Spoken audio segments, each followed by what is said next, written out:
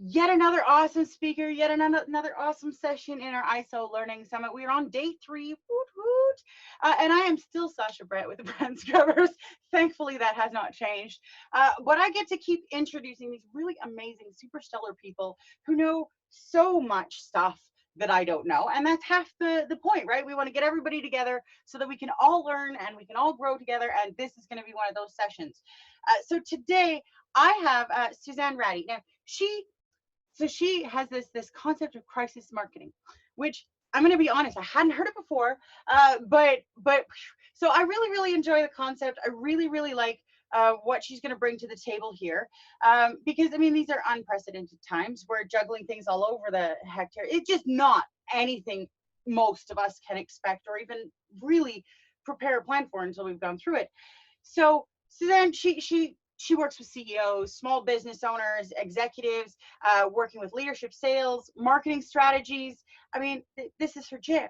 And so now, when we're in this environment of crisis, I figured she would be a great person to talk to us about how to really market in this period of time. Crisis marketing. Did I get? Please tell me I got that right, Suzanne. You got it right. You did good. So here's a fun fact for you. I actually was the first entry into Wikipedia for crisis marketing. So okay, well that is really cool. Okay, yeah, that's a winner. Yeah. So I coined the term because a few years back I had a client that had a crisis, much smaller scale than what we're dealing with today. And, you know, we've all heard the term crisis management, and that's kind of the really big picture. But once you've managed all those moving parts, the biggest thing that most business owners need to focus on is the sales and marketing of the organization. And that is both an internal as well as an external process. I always say that your internal audience is your customers, your employees, your vendors, your strategic partners. That's your internal audience. And you have to effectively communicate with them. And then your external audience is obvious, right? That's our customers, our prospects, etc. So what crisis marketing does is it breaks down those two things. You know, how do we communicate internally and externally? And then it digs further into what types of communication will work best for those initiatives. And then the third component really is the sales component. And this is especially where a lot of business owners get a little lost in the weeds, so to speak, because they're looking at operations or manufacturing or, you know, all of the different moving pieces. And their sales team's sitting there basically just like, okay, well, I guess I'm done until this all gets back to normal. So I think the sales component is a piece that's really overlooked a lot of the time. And it's so important to get sales involved in crisis marketing, because whatever you're out there telling your database, your audience, your employees, you have to make sure that the people who are on the front line touching those customers are also engaged in that process. Absolutely. And I think you really capture something that not a lot of people really think about during that period of time. So what would you say is the biggest mistake that you see business owners making right now during this global pandemic? I mean, the natural thing for anybody in our crisis right now is to pull back, right?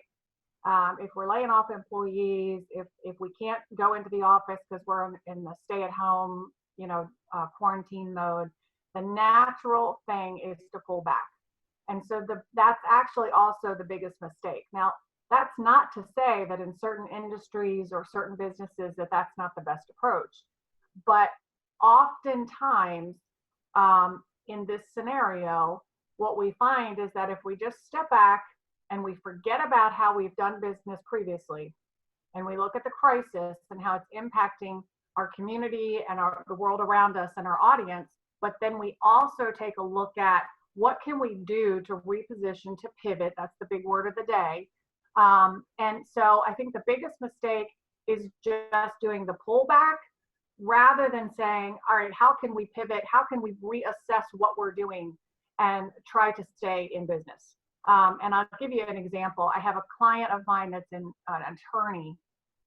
And for the most part, you know, you need an attorney in crisis situations too. But in her particular field, she is dealing with a lot of clients that are in planning stages, right? So most of the time, clients come to her for planning.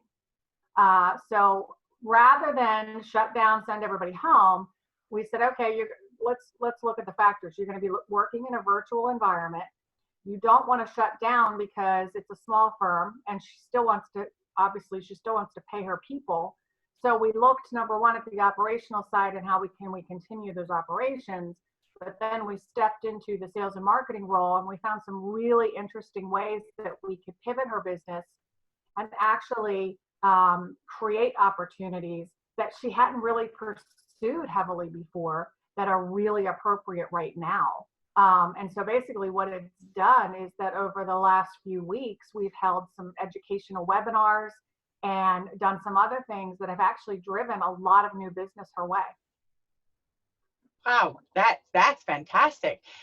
But I mean, it really highlights a good point, because some natural response is to just kind of pull back, but it's that pivot that really is the hinge of the success in a lot of cases. Yeah. Now, you were talking about crisis marketing. Now, what are some of the key areas that a business owner or like a sales leader would need to address with their sales team? Because we talked about the sales team not being properly utilized. Yep. So when you think about your sales team, and I don't necessarily have to share my screen here, but I did write a blog on this and it's pretty helpful. When you think about your sales team, so I'll give another example to illustrate it. You want, number one, for your sales team to feel like, what am I going to do during all of this? Because otherwise their natural reaction is going to be, okay, I'm going home and I'm obviously just going to take off for a few weeks. So instead of having that reaction, the best thing to do is huddle up, get a temperature on where the salespeople are, because 90% of sales is between the ears. True. And understand where they currently are, and then embrace innovation. Your salespeople are on the front lines. They're the ones who are going to come up with some really cool ideas. And if you don't have that innovative a sales team, then it's the leadership's job to come up with those innovative ideas. So we had a company that was in the mechanical engineering field. 90% of their business in this particular segment was in service contracts. And if nobody's sitting in commercial buildings, then nobody needs service contracts. So that was a natural situation where it was like, okay, sales is just going home. Bye-bye. We can make lemonade out of lemons in that situation. So what we did was we said, okay, when you go home, we're going to set you up remotely. And what we want you to do is focus on specific verticals. So that would be like the healthcare industry, the technology industry, because they got to keep the servers up and running. There was a third industry. Anyway, you get the gist that you can come up with specific industries that have to, grocery stores, that was it. Grocery stores and retail in that specific area. So the sales team went home tasked with, number one, creating those lists of strategic industries. And then number two, what do we sell or how do we sell it? So as a way of giving back to the community, one of the things they thought was, for a grocery store or hospital, for example, that they would waive all trip charges. So if a grocery store or a hospital needed service work, they could call, even if they weren't a current client, under contract, they could call and their trip charge would be waived. The second thing that we did was we said, okay, another thing that we could do for the community in those instances is if they don't currently have a contract, we would still offer contract pricing. So you're doing something to help the community. You're giving your sales team a way to reach out, and it's a win-win, because at the end of the day, whether or not they get any business out of it, they've done two things. They've created a community initiative, and hopefully they've helped serve a need. And that probably is something that they're going to be able to circle back to at some point in the future and be able to capitalize on. So I think you can create tremendous opportunity. You just got to think a little bit differently. I agree wholeheartedly. It's not that the opportunity is not there. It's just that the way that we approach it has changed. And I think that's really what you're saying. I love it. Guys, before I jump on to my next question, because goodness knows I could babble all day. If you guys have questions, comments, there's a chat box, there's the Q&A. I can see everything. Please use them. I know that Suzanne loves questions and would love to answer them for you. All right, so we're seeing a lot of companies using email as a way of communicating with their audience database. Like, I mean, I even did it once. Okay, only once, but once. What recommendations do you have for those email communications? Yeah, so I think that that was a great first response. I think that what happened is that everyone thought that was the best response at the time. And so what happened is that you and me and everyone else in the world got about 500 emails in their inbox from companies that we haven't done business with for 10 years. So I think it was a little bit of overkill, a little bit of oversaturation. But you know, if you'd like to err on the side of caution, you go ahead, you send the first email making whatever policy announcements or, you know, business opening announcement. But that's about the end of the email chain, because like I said, email boxes are full. People are oversaturated, they're tuned out, and the unsubscribes are going way, way up. So you don't want to disengage a potential good customer by oversaturating them right now during the crisis. So I would say email is like the last resort form of communication I would recommend right now. Social media is incredible. You know, people are going right now to Twitter to get their news.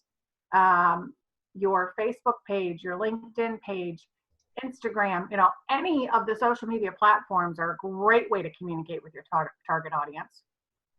So I think that's key. And I think the other thing is to think about what you're communicating. It's not just how, but what. So if you're just looking to push sales and you're going to throw out the same old promo that you've been doing, obviously that's not going to work. It needs to be something that's much more specific to where we are today in our culture.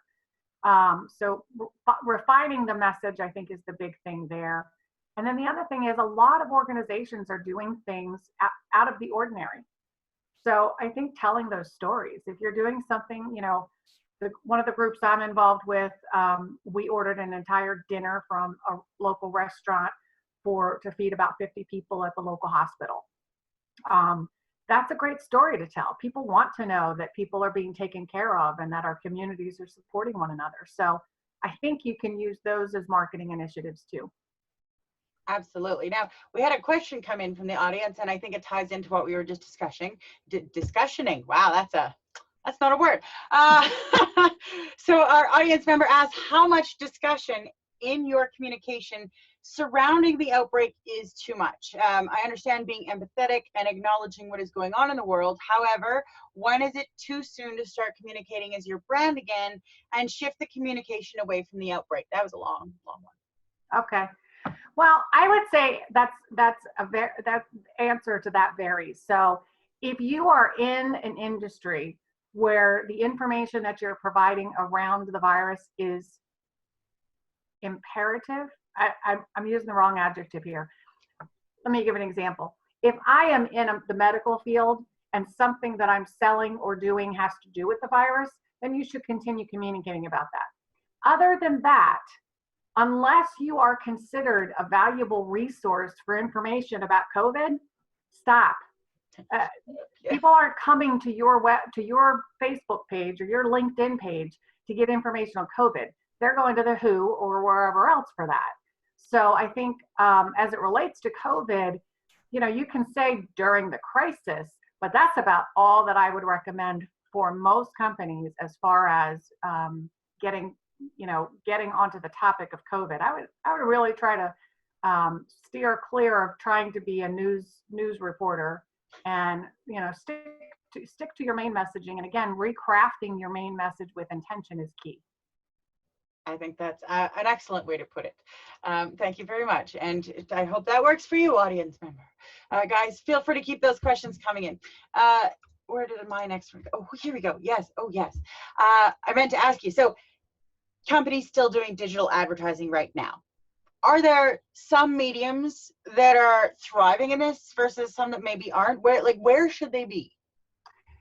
Again, it's all going to be depending on their industry, but there's a couple of things to note. Google has shut down a lot of things right now based on this crisis. And you have to understand the reason they're doing that.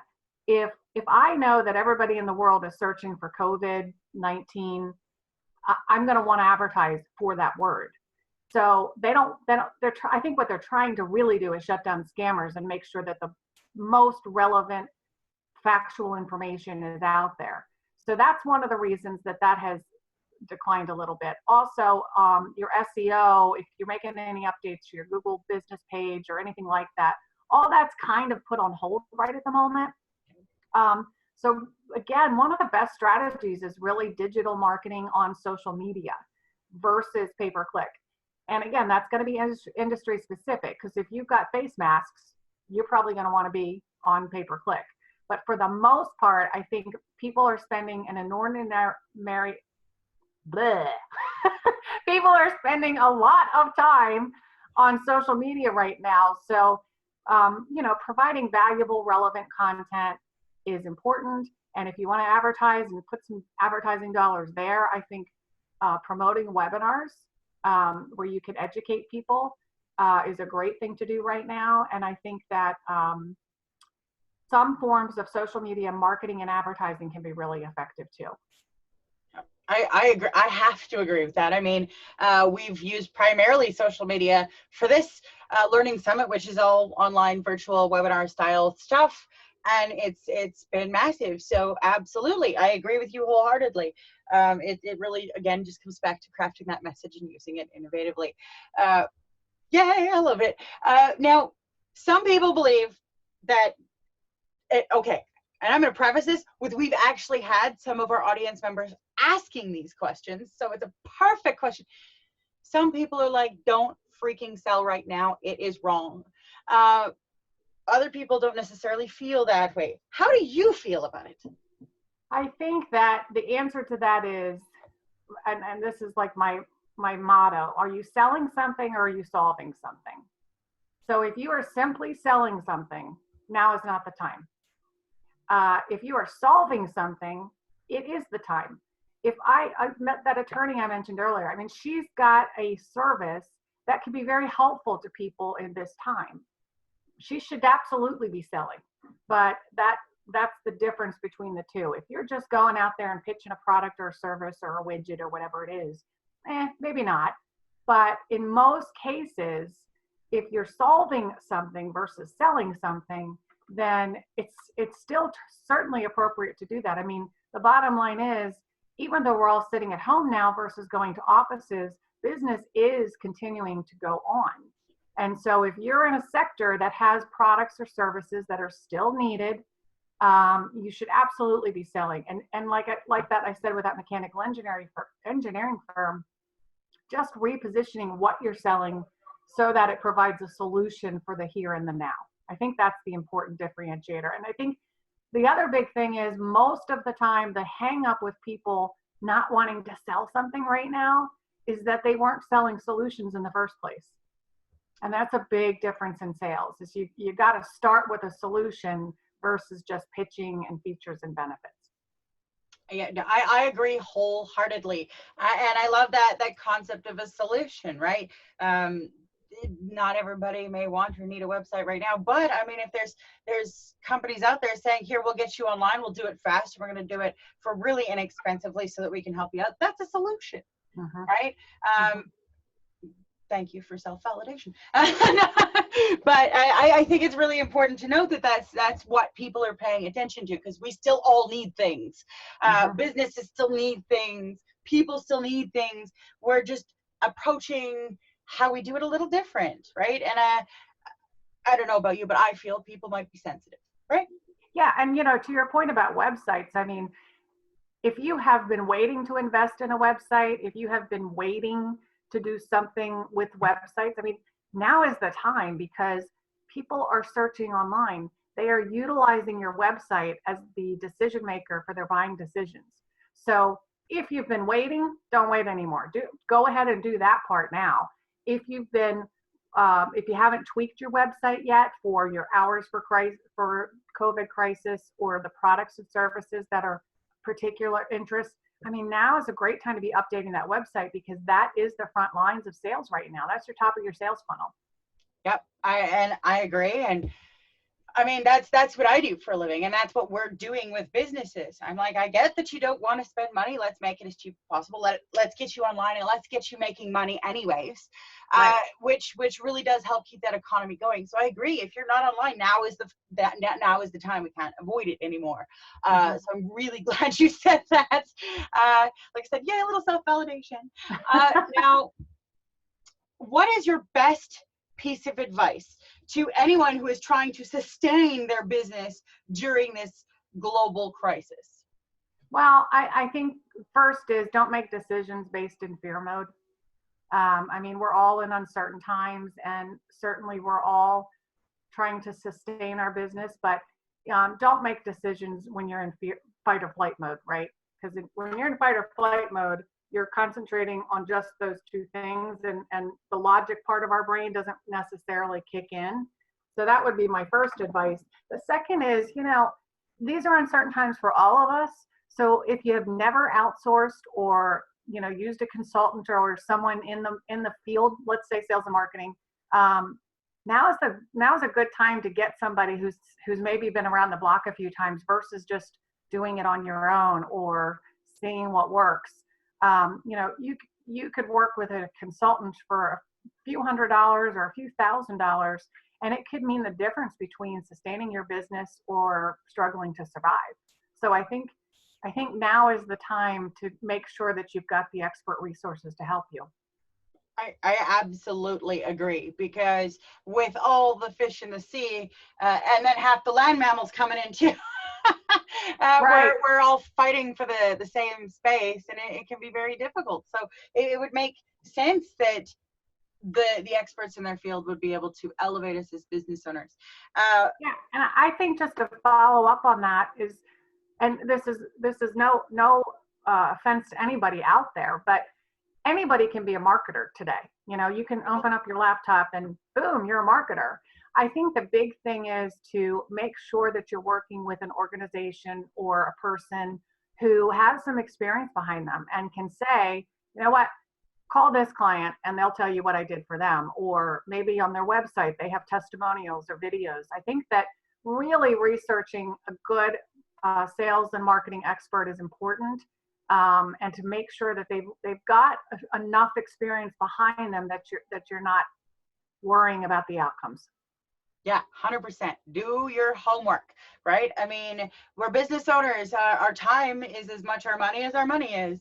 So if we don't do our homework and our due diligence, we could end up costing ourselves a lot more in the end, Yeah. both in audience eyes and views, but also in buys, right? Yeah. Absolutely. Now, you're dealing with sales during this time, and you're leading teams to think about that pivoting. What about the people that are really struggling to find where that pivot spot is? Because I know that, especially for some people who've been, I've done this for 10 years. This is what I do, and this is how I do it. That pivot can be a really, really big struggle. It could be uncomfortable. There's no doubt about it. I mean, change in and of itself is really uncomfortable. Pivoting your business can be downright awkward. Again, I think that's where you need to make sure you've got good resources. And I work in sales and marketing, but I mean good resources, that you have a good accountant who's helping you say, how much cash flow do we have? How far is that going to get us?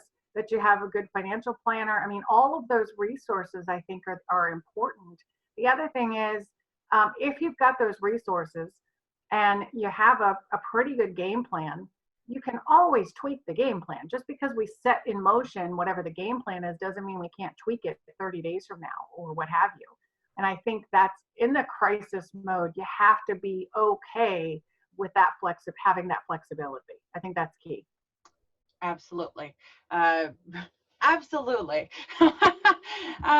So we've talked about a lot of really cool stuff, right? We've talked about this concept of crisis marketing, how to prepare our sales teams. How do we prepare ourselves? as business owners, like as the top rung, right? How do we prepare ourselves to be able to lead these people in a different way?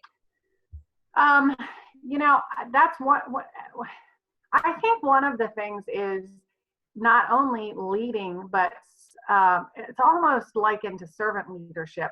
I think one of the best things that I ever did in my career was to bring my team in and go, you know what, guys, I don't have the answers to this one. Because when you get them on board and you get their ideas and you get their buy-in and you get their innovative thinking, maybe you can come up with better solutions. I don't think that every business owner or every leader should think that they have all the answers. And sometimes you get a lot of loyalty and a lot of blood, sweat, and tears by getting your team to get down, roll up their sleeves, and help you figure out the solution. So that's another really good option that could build team loyalty that'll last you for decades. And I think that as leaders, it's okay for us to say, I don't have all the answers. And again, that's where a good advisor or coach or, you know, whatever your environment is, can also be a great help. I think that admitting that we don't have all the answers is okay, and accepting that and embracing that, I think that's part of the solution. 100%, right? That's why we're all here, because we're all to some degree admitting we don't know something, and that's okay. I agree. I think this is the time for all of us as business owners to be people and raw and real and just as human as everybody else is in this ridiculous situation. Yeah. Now, lots of business owners out there, lots and lots and lots and lots and lots of resources and tools and people and thought streams, and it's a clutter. What are your top 3 tools for helping you manage during this period of time? Oh, that one, I don't know. That one Vodka. no. Probably puts me I'm not usually speechless, but that actually gives me pause.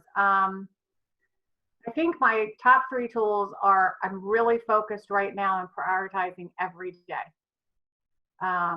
There's lots of fires to put out. I've got, you know, lots of clients coming at me with different needs. I had a client yesterday that was like, I need this, this, this, and this, and this. And I was like, whoa, whoa, whoa. Well, before we go forward with that particular project, let's hold off because we need to consider X, Y, or Z. So both for me in my business and for helping manage my clients, I think the biggest thing is really prioritizing each day and making sure that I figure out which fires need to be put out today, and which ideas that people are panicked about and they want to run forward with, that I go, well, you know, hold on, let's take a deep breath. I think we should talk about that further. So, you know, having a cool head and prioritizing is probably the biggest tools for right now.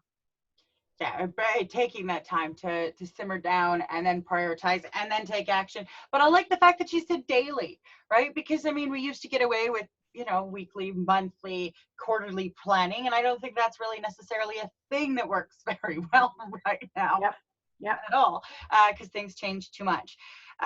Oh, question. Hang on. Whoop, there's a question for you. All right. So, with this crisis, is it a good idea to immediately shift your business online, or should we just wait it out to see if this cools down? I think you have to make some sort of pivot. If you just wait it out, I mean, none of us want to think that this could last 3 or 4 or 6 months, but we don't know. So I think it's important to create alternative strategies, even if you just implement them in small phases and small pieces. I think that's a lot more important than holding back and just taking a wait and see approach. I agree. I agree. Well, and plus holding back and taking a wait and see, we lose momentum. And when we lose momentum, it's a lot harder to get going again, right? Yeah. Now, I know that we had a question, and it was around, you know, that communication piece and wanting to stay away from the COVID or the virus. And, you know, it's not really necessary. At the same point, what do you think the biggest changes to our communication should be? For most companies, it's going to be, you know, where they're spending dollars. And I definitely believe that companies do have to pull back in certain areas, but maybe they can shift those dollars to things that are more effective, like digital.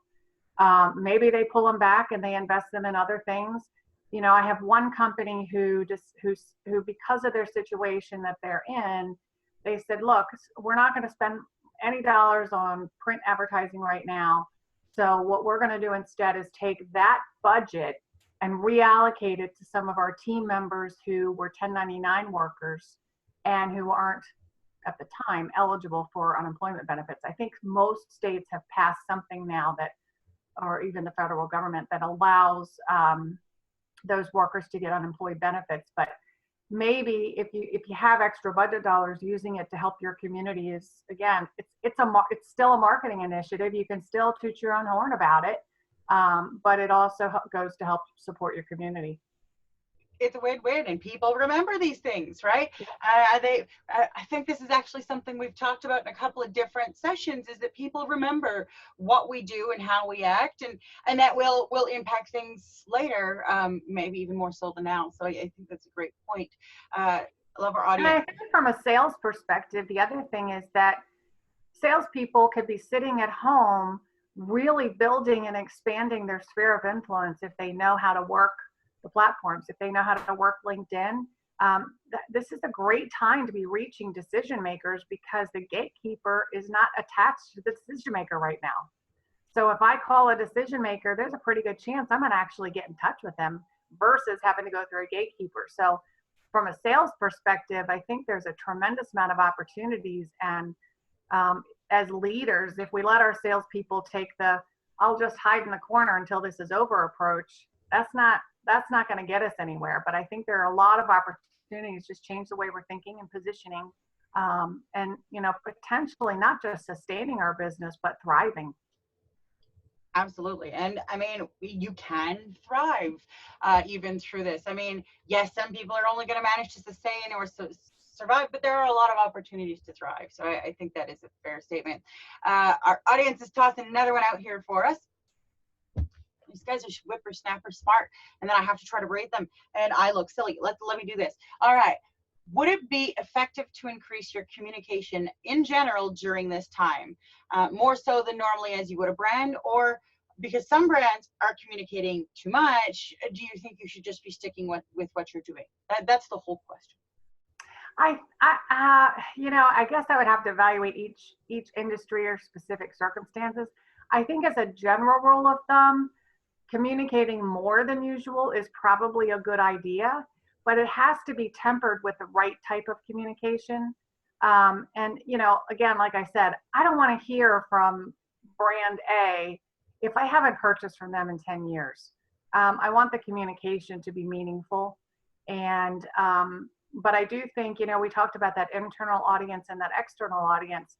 A lot of people forget that they need to be communicating just as much with their employees and their vendors and their strategic partners as they do with their external audience. So I think it really does take a strategy pivot right now, and it takes looking at, okay, what have we been doing? What can we put aside for now? And what else could we communicate that might be of more value given the crisis that we're in? Absolutely. I mean, pivot and give it purpose, and away we go, right? Absolutely. I love that. And thank you, audience members. Your questions are fantastic, and you make me really work. I love it. All right. So we're getting to about that time, and I have to be mindful of that. So I like to ask all the speakers this one question. You may have already caught this, because, I mean, let's face it, we're sitting here for 30 to 40 minutes, you know, sometimes an hour, trying to retain all this information. It doesn't all stay. So what's that one, if you had to stick something in someone's brain, like a little burr, what is that one thing you want them to remember from your session? I think that when you're talking about crisis sales and marketing, it is sales and marketing. And it's alignment of those two initiatives and making sure that it's not just business as usual, that you do reevaluate and reposition yourself, because that's the most important thing in crisis marketing, is to reposition yourself for the current situation to get through it. Yep. Pivot, reposition, adjust, because doing nothing doesn't work, right? So I love it. I get it. And I really hope that our audience has been getting it too. Now, if they want to connect with you, because you've got all this wealth of knowledge, you are directing other leaders right now. You're one of those people who are trying to help the rest of us stay sane. So if we've got folks out there that want to connect with you and maybe latch on to a little bit of that sanity, how would they do that? Well, you can connect with me or my coworker here. Her name's Dory, by the way. You can connect with me or Dory at ideas360llc.com. Perfect. And that is on the speaker page. I know, because I clicked the button at least once. So so guys, you can pop over there. But if for some reason you can't get a hold of Suzanne or you can't figure it out, you just let me know. I will make sure you get in touch. We want to connect as many people to as many resources as humanly possible at this time. You know what? Thank you so much. You have been absolutely fantastic. Your information has just been like, whew. And I really love Dory. I have a cat named Dory. It's funny because my cat was snoring underneath my desk yesterday. And then you said Dory, and I'm like, oh, I love it.